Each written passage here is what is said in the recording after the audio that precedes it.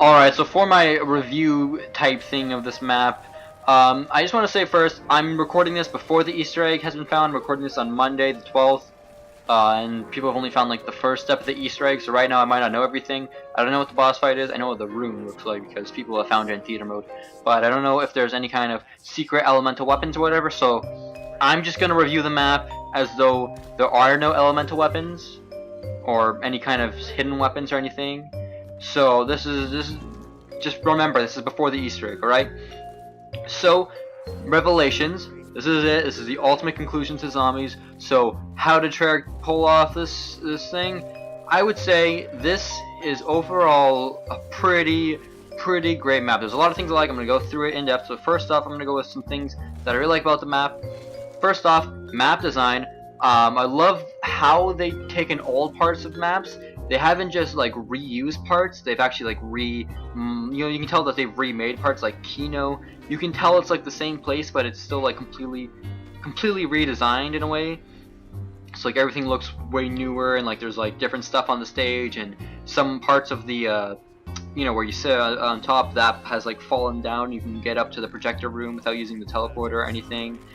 It's pretty, like, it's still way different, but it's still Kino, so they did that with a lot of maps, and I think that's pretty great. I think the map that's been like the least modified is probably Horizon. Like Varrock, half of it is missing. Shangri-La is just like a little part. Most maps have been changed quite a bit. Like Origins and the paths connecting Generator 2 and Generator 3 are kind of like mixed together. I like how they've mixed everything together. It's not just like copy paste, except for Horizon. Horizon's a little copy paste with some extra rooms here and there, but still, I really like how they did it, and I love the new parts of this map too. Like you got the house part, which is pretty generic, but it's just the starting room. It's a good starting room. It has everything you need. I love how you can go from three different places right from the starting room. You go to Noct or Origins or what's on the other side? Shangri-La. So that's pretty great, and the fact that you can get the Noct right away, and the fact that you can get Juggernaut literally round 2 or 3, depending on how you get lucky with points or whatever. That is great. I just love it when you can get Juggernaut so early on. It's just fantastic. Another great thing about how this map is designed is it feels like every island has its own training spot, and also the fact that every island is pretty easy to remember. Like this is one of the easiest maps to learn, I would say. Like Gorod Krovi was really, that was probably like the worst one because most of it was just a bunch of buildings and they all looked the same and everything. But and then like Zetsubu was a little hard because it's all just kind of forest. Dryasn was pretty easy to learn, but this map is pretty easy. I don't know if it's just because I know like I can recognize all the different parts and remember where they are, but like I don't know if as a new Zombies player if you would have that much trouble. I think it's a pretty easy map to remember. I mean, it's just once you get the idea of that it's just 4 islands and then in the middle is Noct and all the portals, once you know what direction every island is, every portal is in, then it's really easy to remember where everything is, which is great. I love that. But like I was saying before, the perk placement on this map, I think it's really good. Like no, actually no, I wasn't talking about that even. I was talking about another great thing about how this map is designed is it feels like every island has its own training spot, and also the fact that every island is pretty easy to remember. Like this is one of the easiest maps to learn, I would say. Like Gorod Krovi was really, that was probably like the worst one because most of it was just a bunch of buildings and they all looked the same and everything. But and then like Zetsubu was a little hard because it's all just kind of forest. Dryasn was pretty easy to learn, but this map is pretty easy. I don't know if it's just because I know like I can recognize all the different parts and remember where they are, but like I don't know if as a new Zombies player if you would have that much trouble. I think it's a pretty easy map to remember. I mean, it's just once you get the idea of that it's just 4 islands and then in the middle is Noct and all the portals, once you know what direction every island is, every portal is in, then it's really easy to remember where everything is, which is great. I love that. I love how every island has good training spots. Like Noct, you can train upstairs or in the mystery box room if you really want to. In the Horizon Island, you can train in the Horizon basement area, which I wouldn't recommend because it's got that big wall beside the pyramid that's just in the way. Or you could train in Kino, that's there. And then on the Varrock Island, there's a nice training spot like right outside the portal area there. I love training there. And then on the Origins Island, Mob of the Dead one, that one doesn't so much have a training spot. I mean, you can train around the Generator 3 where the mystery box is, but I don't know. I mean, you can manage it, but it's not the greatest. And then on what was the last island? The house island. Yeah, you can do some pretty good training there. I mean, it's not like optimal, but you know, you can make it work for quite a bit. Okay, well now that I think about it, maybe not every island has a great training spot, but you know, there's something there. It's not like you're on this island, you're totally doomed, alright?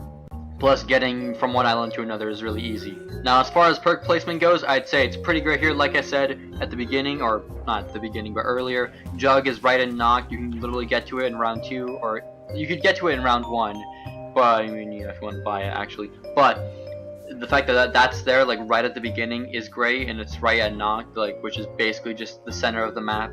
That's also great. And so you got Speed Cola is in Varrock, which, well, it's a little odd that they put it downstairs in Varrock instead of upstairs where it was originally, but you know, whatever, map design, who cares. And Double Tap is in Origins. Like all the 4 main perks are all on different islands. The house is on, I mean, Quick Revive is on the house. And one thing that's great about this is Widow's Wine actually has its own machine in this map, which it's about goddamn time that they do that, because I hate using the freaking Wonder Fizz thing to get what is arguably top 4 perks. Like, seriously, I'd usually rather have Widow's Wine I'd rather have Widow's Wine than Double Tap or Speed Cola. I mean, depending on what weapon I use, especially on this map with the 2 Wonder Weapons, which I'll talk about later. But the fact that Widow's Wine has its own machine is great, and I still wish they had machines for all the other perks, and also kind of sucks that no other perks came back. They still got the same 9 perks since Shadows. Wait, not Shadows. What map? Dry Island Rock. I'm pretty sure it was the first one to have all those 9 perks. I don't think Shadows had Electric Cherry or like Deadshot. I don't think so. Maybe. So overall on the perks, I mean, the perk placement is good. I mean, you also got Mule Kick and Mob of the Dead, but perk placement is good. I just wish they had more perk machines and brought back maybe a perk or 2. Like, I would have loved to see Vulture Aid or PhD, but whatever. Not like those were like super OP amazing perks anyways, so I guess we'll just have to deal with it. Who knows, maybe they're in the Easter egg. Probably not, but one can dream. Now, let's talk about weapons. Now, weapons are my favorite part of zombies. It's basically like why I play. I love using crazy, wacky, super overpowered weapons. It's just my favorite thing. And this map was like I said, right now the Easter egg hasn't been solved. But so far, assuming there are no extra weapons in the Easter egg, this map was honestly disappointing. And I know I can explain. First off, here's the thing: we've got at least like 2 wonder weapons per map, right? Like in Shadows, we got the Apothecon Servant and the sword, which I don't know if you'd count the sword as a wonder weapon or not. I would. And then in the Giant, we got the Annihilator, which is literally just copy-paste from the multiplayer. But still, it's there. And we got the Wonder Waff, which came back. But, you know, the Giant's a remake, whatever. And then in Horizon, we got like 6 wonder weapons. We got the normal bow, the 4 elemental bows, the Ragnaroks, and I believe that's it. And I'm pretty sure you can't count the plunger as a freaking wonder weapon. And then in Zetsubu, we got 3 technically, the KT4, the upgraded KT4, the Skull of Nansapwe. We also got the Spider Bait weapon, which was cool. I don't know if you'd count that or not, but it was there. And then in Gurad, we got the GKZ and the, what was it, Gauntlet of Siegfried. Coolest weapon ever, by the way. So, and there was nothing else on this map, right? Yeah, no, Gurad didn't have anything else. So every map has had at least 2 new wonder weapons up to this point, except this map. I guess the main wonder weapon of this map is the Apothecon Servant, and you can upgrade it now, but like, we already saw the Apothecon Servant, and the upgraded version is basically just the same thing, but more powerful, so I wouldn't count that as like an acceptable excuse for a wonder weapon. And we got the Thunder Gun, which it's really cool that it's back, I love that, but it's not, yet we've seen the Thunder Gun so many times already. I mean, not so many times, but we've seen it already. We know what the Thunder Gun is. That's another, that doesn't count as a wonder weapon, like a new wonder weapon for me, right? That's just another excuse.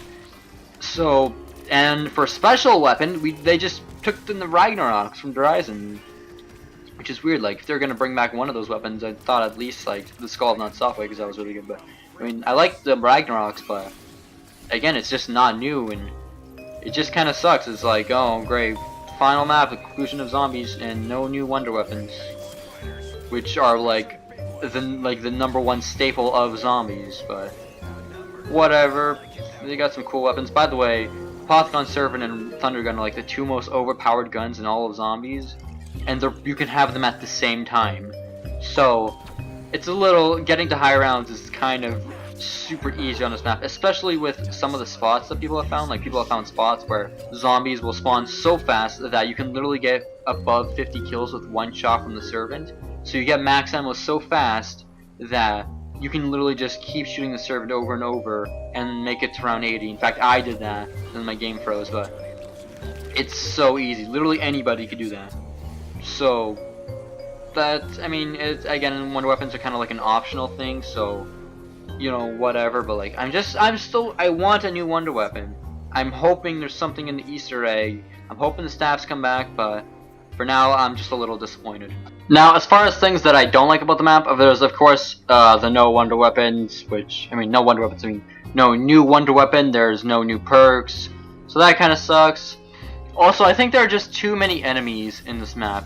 Like, during a round, you can have a Margwa, a Panzer, Keepers, Zombies, and Furies at the same time, and that's not even when you're in the giant Apothicon thing there. That can happen if you're playing 2 players or more. They can have Margwas and Panzers can spawn at the same time, which I think is just a little too much. Like, I mean, 2 Margwas at the same time, okay, or like 2 Panzers, but like mixing it up like that, like, it's interesting, but like, if they're gonna spawn more than 1 boss at the same time, then I just tone down the Furies and the Keepers, because the Furies are so annoying to deal with. Like, they're just the most distracting thing ever. They knock down the zombies, they take your Widow's Vine grenades all the time.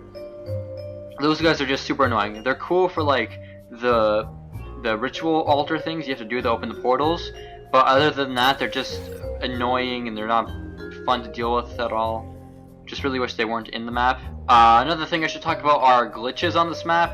Now, if you're watching this in the future, of course, you know, they'll most likely be all fixed, but I've had a few things happen to me. Like, I've had the game freeze twice. One time on round 80 solo, and one time on round 38, I think, playing split screen co-op.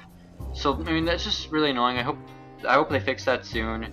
I just want to get to high rounds and not have to worry about that, but oh well, I hope they fix that. And also, I've had it happen to me twice, where you get the Samantha's Curse thing, where they take away all your points and weapons and everything. I've had that happen to me twice for no reason, just one being revived. One time it was when I was playing with a friend, and I revived him, and then he just lost everything. Then one time it happened to me when I was playing, and I have no clue why it happens. It only seems to happen like once a game, pretty early on, or I guess it just depends whenever someone dies, but yeah, I don't know why that happens. It's really annoying. I mean, at least it happens early and not later, so the weapons you have aren't really that good, but still, starting like that just kind of sucks. I don't know why that happens. Another thing that really bothers me about this map is kind of the way all these enemies mix together. Like, when you're fighting a Panzer, it's the most annoying thing ever, because the Panzer, his flamethrower is kind of designed to, like, damage you just enough to not kill you, but when you mix that with all the parasites and the Furies who could be attacking you at the same time, then you just die so many times because of all these bosses and all these attacks that you can't really dodge that well, unless you're like constantly, unless you like move and like kind of get behind cover enough, and like it's just annoying to deal with. It's like the worst, most annoying way to go down is get flamethrowered by a Panzer, then have like 2 Furies hit you, or if you're inside the big Apothicon, have like 2 parasites hit you, and then you're just like, that's so annoying. I hate the way these enemies mix together. Like, the Panzer was designed for Der Eisen, where you're only fighting zombies and a Hellhound, which Hellhounds can easily be stopped just with the shield, or you can just kill them in like 2 shots because the Hellhounds in this game are so goddamn weak. Also, a little disappointed that the Hellhounds aren't in this map. Maybe they are in the Easter egg, but like, you know, you think for the conclusion of zombies you'd bring back Hellhounds, like maybe they only spawn on Kino, right? That would be cool, or maybe only like every 20 rounds or something, but oh well, that's like whatever. But that pretty much concludes my review type thing, or whatever you want to call this. Not really a review, because calling it a review is kind of like makes it seem like it's all professional and stuff, you know, even though it's not really. It's just my thoughts on this map. Overall, this is probably my favorite or second favorite map in Black Ops 3. I love the weapons, even though there's no new ones, which sucks, but I love the weapons. I love all of the references and stuff. Overall, I think this is a great way to end zombies. From a gameplay standpoint, of course, from a story standpoint, we still have to wait for the Easter egg to be solved. But from a gameplay standpoint, they've done a great job here. Now we just have to wait for the Easter egg. So thank you for watching, and I'll see you next time. Goodbye.